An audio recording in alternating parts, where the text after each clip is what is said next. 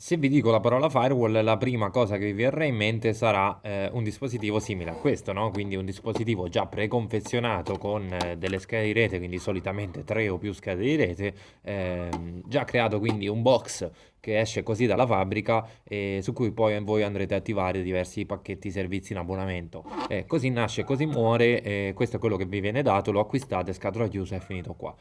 Oggi invece vi voglio parlare di una soluzione ben diversa. Voglio parlarvi di ApuAlix. Cos'è ApuAlix? Sono delle motherboard pensate appunto per dispositivi firewall e praticamente avete qui degli slot su cui potete andare a installare per esempio in questo caso c'è un hard disk M-SATA SSD, potete aggiungere dei dispositivi che ne so, tipo una periferica WiFi o eventualmente un modem LTE se volete avere una doppia connettività magari no, di backup eccetera con SIM e in questi dispositivi andrete poi a installare la distribuzione che più preferite. Ne esistono diverse anche free tipo pfSense o PNSense, non so, mi viene in mente anche Sophos, la versione home magari che è free però giustamente solo per utilizzo domestico e anche perché no anche Net Security. Visto che in altri video abbiamo parlato di Netesis, quindi oggi vi parlerò di Net Security, vi faccio vedere come funziona e le principali funzionalità.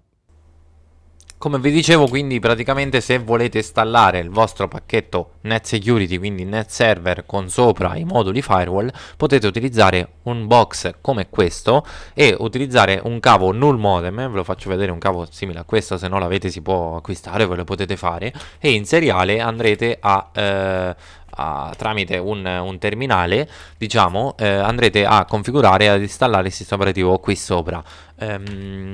Potete scaricare quindi la versione diciamo in community di NetServer direttamente dal sito NetServer e poi andarla a installare lì manualmente, quindi in seriale come vi dicevo nel caso di ApuAlix, o se avete un vostro server, un vostro PC che magari ha la VGA direttamente da CD o da USB.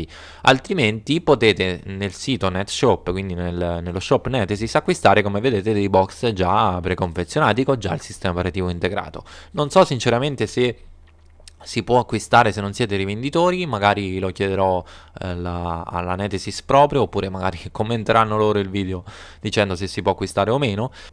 In entrambi i casi, qualsiasi strada scegliete, nel caso del box avete tutto pronto, quindi la vostra installazione sarà già pronta. Nel caso in cui installate la versione community, vi trovate di fronte alla possibilità di poter installare in NetServer i pacchetti firewall. Quindi vado a prendere la mia solita macchina, per chi non ha visto il video, che non sa come si installa NetServer o non sa cosa è NetServer, ve lo lascio qui sopra. Andiamo quindi in Software Center e andremo ad installare tutti i pacchetti firewall.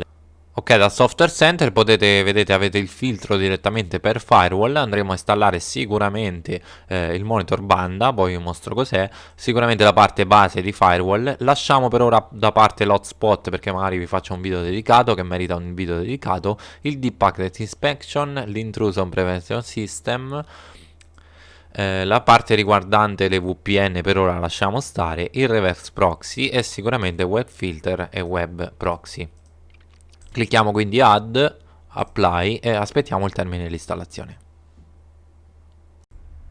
Ok, l'installazione è terminata, la prima cosa da fare quindi andiamo ad aggiornare la nostra pagina e se scendiamo in basso vedremo che sono state aggiunte tutte le voci relative a Net Security in fondo al nostro server manager. Praticamente la prima cosa da fare sarà sicuramente andare a configurare le schede di rete, no? Ora nel nostro caso io qui ho una macchina virtuale, ovviamente vedete in elenco solo una scheda di rete, ma su un box per esempio ne avete 3, se avete un vostro PC, un server ne avrete n, ok? Minimo ovviamente 2 schede, perché? Perché una riservata alla rete green, quindi alla rete locale, una almeno per la WAN, quindi su cui andremo a configurare la nostra connettività.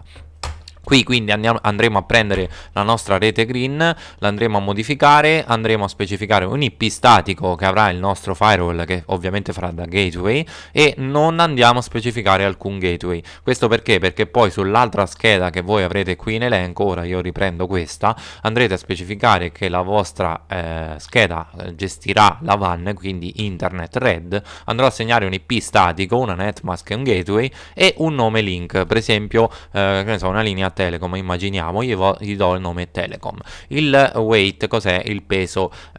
Se io voglio specificare ad esempio qui 100, ecco, dico un numero 100, e poi vado a creare, ad associare un'altra scheda di rete, un'altra connettività, per esempio avete una linea in backup 4G o un'altra linea cablata o quello che volete.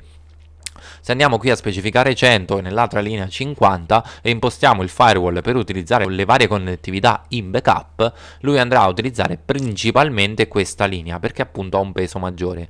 Download e upload, io qui per esempio ho messo 22 mega e 2 mega come esempio. Questo ci servirà perché potremo poi andare a creare delle regole per gestire la banda, quindi riservare eventuale banda maggiore o minore a seconda dei servizi. Ok, fatto questo, usciamo da qui, quindi nella sezione DNS server andrete a specificare i DNS che volete che il vostro Net Security utilizzi. Su Firewall Object troviamo praticamente, detta in maniera molto semplice, la possibilità di associare un IP, un servizio ad un nome per fare in modo che nel firewall poi potremo andare a configurare delle regole e associare quindi questa regola a un determinato host, gruppi di host o subnet. Come vedete vi faccio un esempio, ne posso creare uno, lo posso chiamare ad esempio PC casa, gli posso assegnare un indirizzo IP esatto, faccio submit, lui mi associa all'host PC casa a questo indirizzo IP. Quindi se io vado a creare una regola che andrà ad agire sull'host PC casa, lui saprà che dovrà poi associarlo a questo indirizzo. Lo possiamo fare per host, lo possiamo fare per gruppi di host, stessa cosa per subnet, IP di inizio e IP di fine. E possiamo andare a creare dei servizi personalizzati. Come vedete ci sono già diversi servizi di default, possiamo andarne a creare uno aggiuntivo. Faccio un esempio, che ne so, abbiamo un antivirus centralizzato che utilizza una determinata porta per aggiornarsi, che ne so, la porta 23 TCP.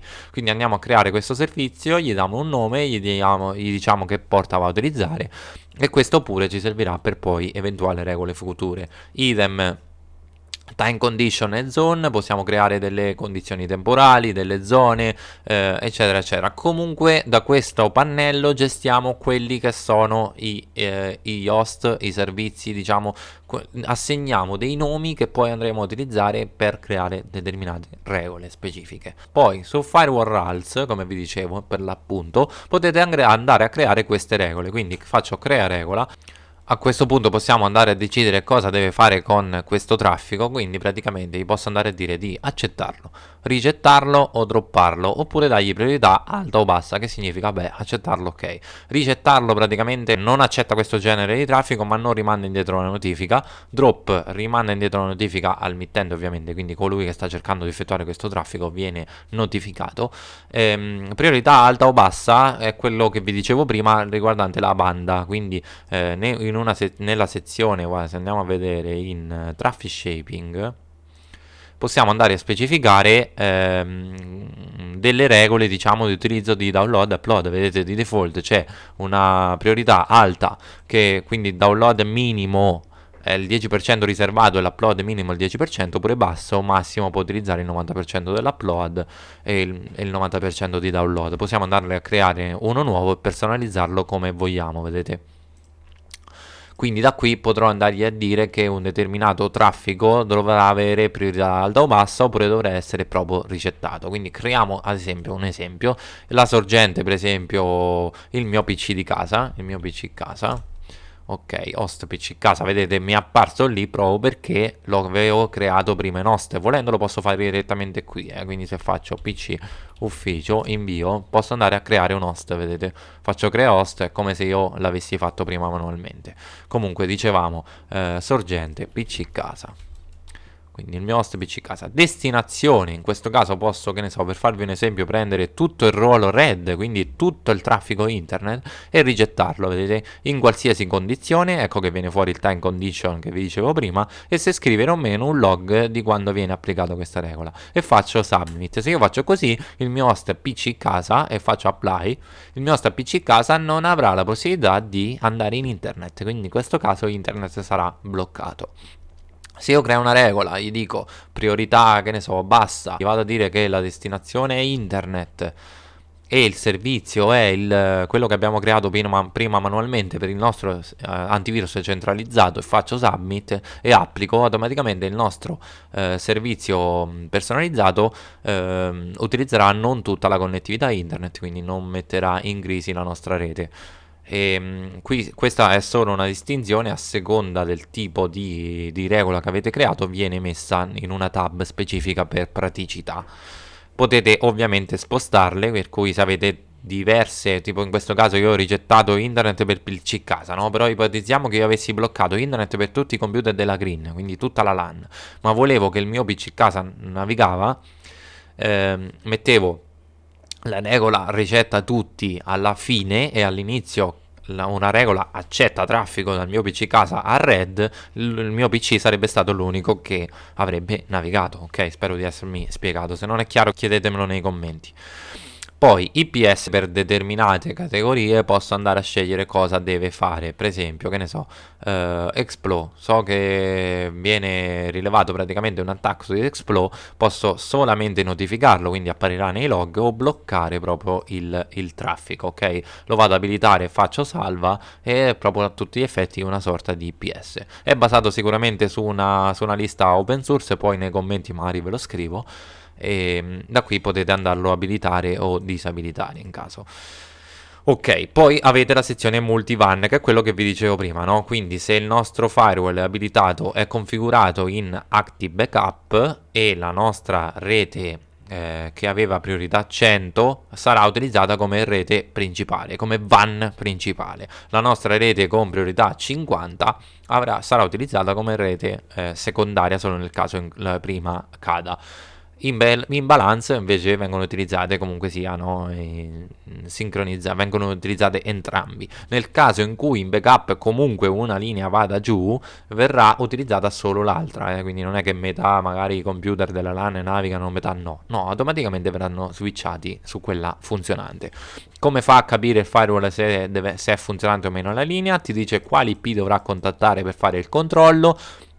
Dopo, quanti ping persi dovrà segnare questa WAN, diciamo, come disabilitata, quindi come non funzionante, oppure a percentuale di ping persi o per intervallo di ping persi, eccetera eccetera. Possiamo anche notificare un eventuale amministratore o comunque sia un utente per email quando una delle WAN va giù, quindi è comodissimo perché venite notificati nel caso in cui una DSL non vada, no? Per cui potrete procedere a eventuali controlli.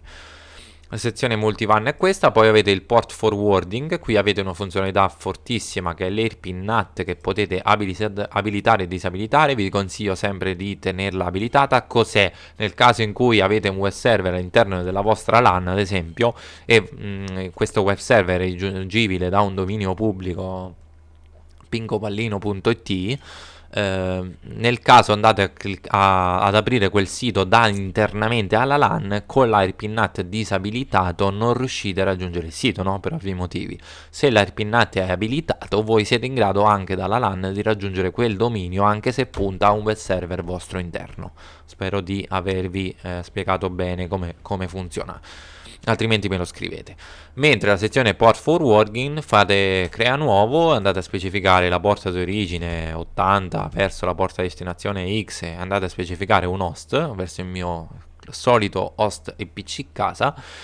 Andiamo a specificare se deve essere consentita da un IP pubblico specifico, ne scrivo uno a caso. Quindi praticamente questa regola di forward verrà consentita solo se arriva una richiesta da questo IP pubblico o più IP pubblici separati da virgola, ok? Potete scrivere nel log quando questo forward viene applicato, se è una porta TCP o DP o entrambi, oppure specificare intervalli di porte. In quel caso dovete non mettere nulla su destination e fate porta di origine, due punti, la porta finale, quindi praticamente la 80, 81, 82, 83, 84, 85 saranno aperte, ok? Ovviamente non vi fa specificare una destinazione diversa, dovete creare una regola per ognuno in caso, per ovvi motivi.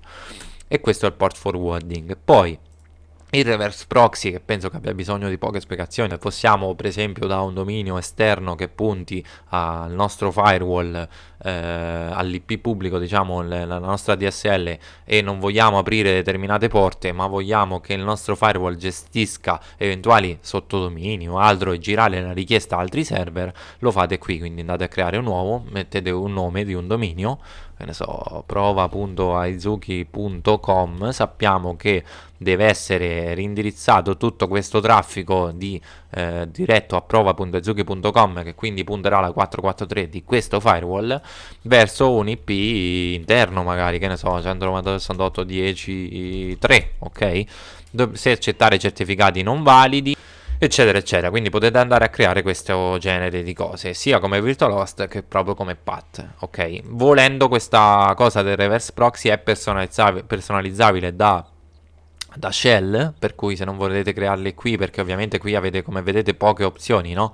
Per esempio non avete il rewrite URL, eccetera eccetera. Vabbè, comunque non ci sono diverse opzioni, potete andarlo a fare a mano dalla shell, ma questo è un altro discorso. Sulla cartella etc httpd confd lì troverete un file che, se per esempio create dei VirtualHost, troverete un file che si chiama VirtualHost, lo aprite e lo personalizzate direttamente da lì. Comunque li trovate tutti lì. Ok, poi traffic shaping ve l'ho fatto vedere, il web content filter. Allora, questo è un filtro contenuti a tutti gli effetti, quindi da qui potrete andare a filtrare determinate categorie di siti internet. Ok, andiamo a scaricare queste categorie, le potete scaricare sia libere ma per un uso non commerciale, che questa che per esempio è free. Andiamo a scaricare. Ok, il download è terminato. A questo punto cosa possiamo fare? Possiamo andare in filtri, selezionare il nostro profilo. Vabbè, qui ovviamente c'è un profilo di default, possiamo creare n profili, no? In questo caso utilizziamo quello di default, andiamo a personalizzarlo e andiamo a dire che deve consentire tutto il traffico internet, ma bloccare solo questo determinato tipo di contenuto, per esempio adulti, per esempio Bitcoin, per esempio, che ne so, chat, no? Non so, salvo. Praticamente lui che farà? Inizierà a filtrare quella categoria di siti e comparirà un messaggio nel caso in cui andrete su un sito che rientra in queste liste, che vi bloccherà e che quindi non vi consentirà l'accesso. Possiamo abilitare e disabilitare l'antivirus, che è ClamAV, quindi se eventuali contenuti malevoli nei siti internet verranno bloccati, e ovviamente dovremo abilitarlo, quindi andremo in Enable e potremo andare a bloccare determinate categorie di file, di estensioni di file, di download, quindi exe, zip, eccetera eccetera. Aggiungere dei domini consentiti o non consentiti, quindi dei domini da bloccare sempre o da consentire a prescindere dal contenuto, e cliccare submit. Attenzione però, perché il filtro contenuti funziona solo con proxy attivo. Quindi scendiamo e andiamo in web proxy e andremo a abilitare il nostro proxy. Lo possiamo mettere in modalità trasparente con SSL sia per le zone green che per le zone blu. Ecco, allora non vi ho detto una cosa. In network, torniamo in network un attimo. Allora, qui abbiamo detto che abbiamo la nostra rete green, no? E la nostra WAN e le nostre WAN, una o più WAN, diciamo.